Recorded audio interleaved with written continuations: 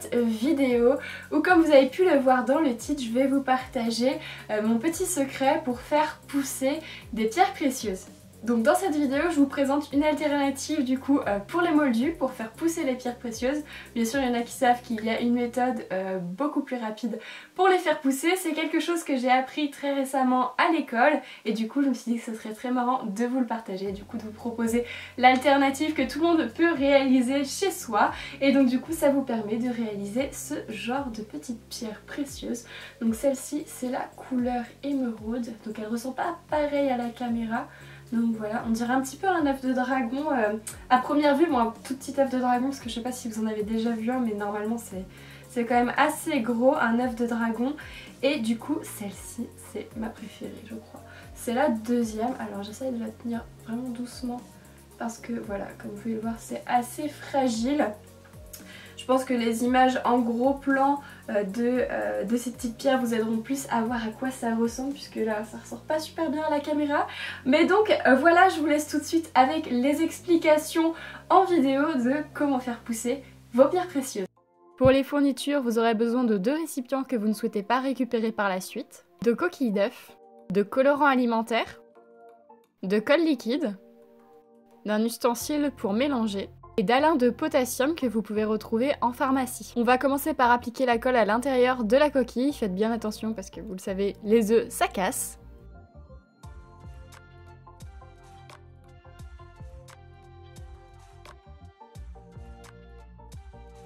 N'hésitez pas à être généreux sur la colle, à bien l'appliquer vraiment partout dans la coquille et à bien la monter aussi sur les bords de votre œuf pour qu'il y ait un petit peu de cristal qui se forme sur les bords de votre coquille.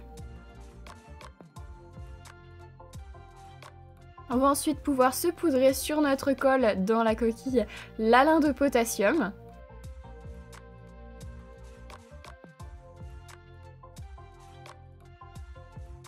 Là aussi, il ne faut pas hésiter à être généreux parce qu'il faut vraiment que ça tapisse toute votre coquille. En fait, ce qui va faire que vos cristaux vont prendre dans la coquille d'œuf.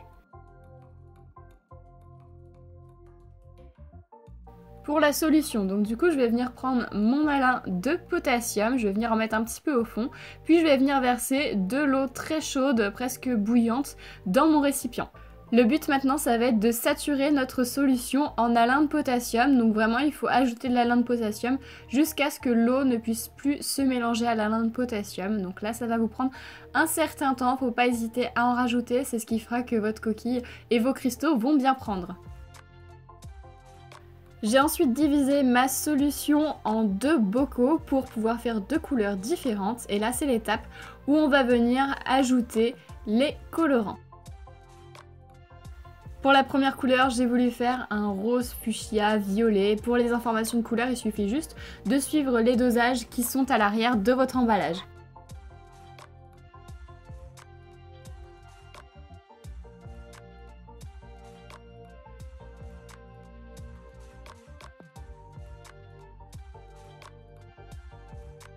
Je trouve ça tellement satisfaisant de voir les couleurs se mélanger dans l'eau. Je crois que c'était ma partie préférée de cette expérience à faire.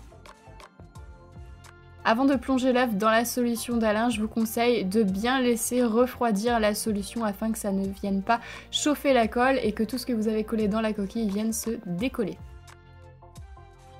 Bien sûr, procédez très délicatement puisque c'est du coup une coquille d'œuf et comme je vous l'ai dit, c'est assez fragile et c'est très vite fait de l'abîmer.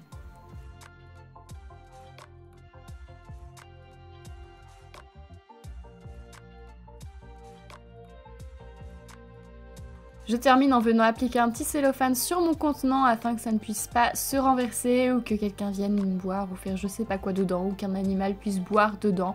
Par sécurité, je préfère faire comme ça.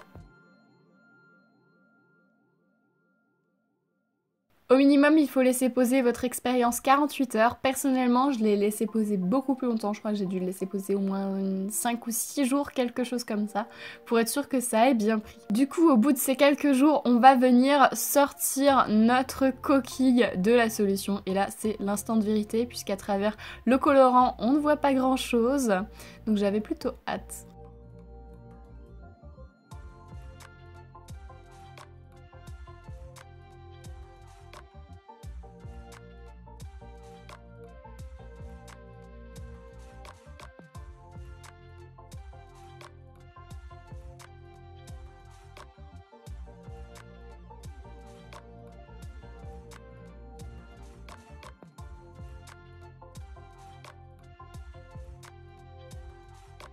On va aussi récupérer tous les cristaux qui sont formés au fond du bocal pour pouvoir les utiliser par la suite pour combler les trous. Pour que ma pierre ait l'air plus réaliste, je vais casser les bouts de coquille où le cristal n'a pas pris.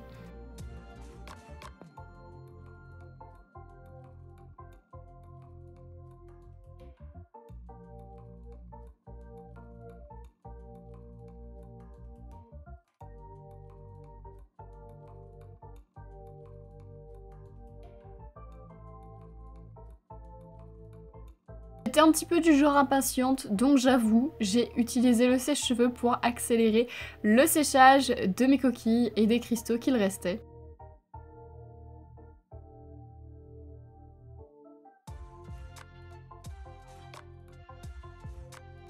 Donc dans un second temps, vous aurez besoin de beaucoup de patience, d'un peu de lac et d'une bombe de peinture dorée. On va déjà venir vaporiser de la laque à l'intérieur de la coquille pour que ça vienne maintenir tous les cristaux entre eux.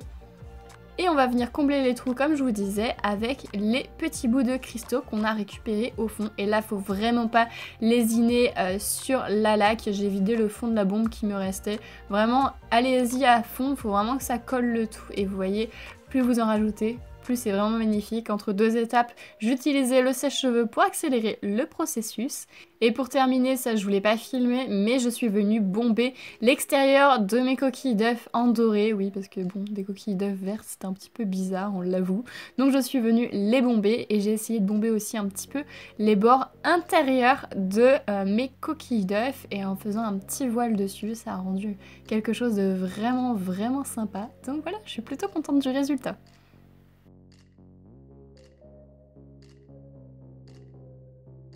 Donc voilà pour ce petit tuto, j'espère qu'il vous aura plu et qu'il vous aura permis de réaliser ces petites pierres précieuses. N'hésitez pas à me dire quelle couleur vous avez fait pousser chez vous, si ça a bien pris. C'est des choses qui sont assez aléatoires quand on le fait à la manière moldue. C'est vrai qu'avec la manière magique, c'est toujours un petit peu plus rapide. Dites-moi d'ailleurs si ça vous intéresse que je vous fasse plus de tutos de ce genre où je vous révèle quelques secrets de magie que vous pouvez facilement réaliser avec une méthode moldue chez vous. Dites-moi tout ça en commentaire.